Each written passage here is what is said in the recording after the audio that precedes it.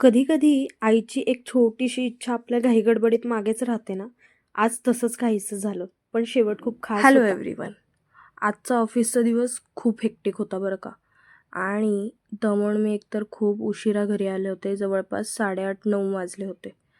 घराच्या दारात पाऊल ठेवताच पाहिलं, मस्त अशी हिरवीगार मेथी होती आणि त्याची देठं वगैरे मम्मीने मस्त निवडून बाजूला काढलेली. आणि मग काय, मम्मी खूप दिवसांपासून मला म्हणत होती की बाळा मेथीची भाजी कर ना, आणि लसूणी मेथी तिला खूप आवडते. आणि ती बरेच दिवस माझ्या मागे लागले होते की लसूणी मेथी खायची आहे, माझ्यासाठी बनव तू, मला खूप आवडते. तिला मी एकदाच बनवून दिली होती, बट ती फॅनच झाली त्या भाजीची आणि तिला अशा प्रकारची खूप आवडते. आता तिला मेथी करायचं म्हटलं तर ती सगळ्यात पहिले म्हणते की लसूणी मेथीच कर. सो मी आज तिच्यासाठी ही लसूणी मेथी करायला घेतली. म्हटलं लसूणी मेथी आणि चपाती आपणच करूयात. सो सगळा दमलेला ताण आणि दिवसभराचा थकवा सगळा मिटून गेला. का?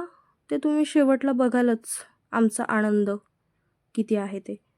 मग काय, मस्त तयारी करायला घेतली फटाफट. कांदा, टोमॅटो सगळं चिरून वगैरे घेतलं. टोमॅटोची ॲक्च्युली प्युरी केली होती मी, कारण की थोडंसं आंबट-गोड टेस्ट त्याचा छान लागतो. आणि सगळ्यात जास्त लसूण याच्यात वापरला आहे मी, कारण की लसूणी मेथी हे डिशचं नावच आहे.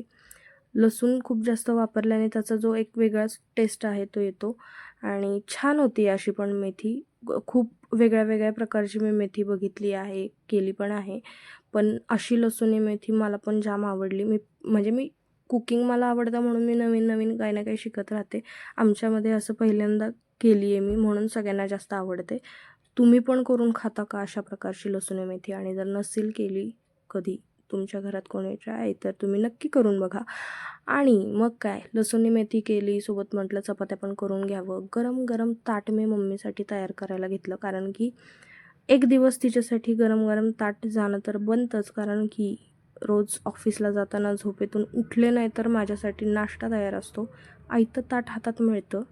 अजूनही माझं लग्न करायची इच्छा होत नाही. का? कारण की आयतं ताट भेटतं ब्रो, म्हणून.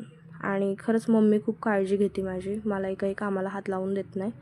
मी बघितलं आहे की खूप वेळा खूप जबाबदाऱ्या असतात मुलींवरती, पण माझी आई मला जरासुद्धा त्रास देत नाही. आणि हा बघा तिचा आनंद. बापरे!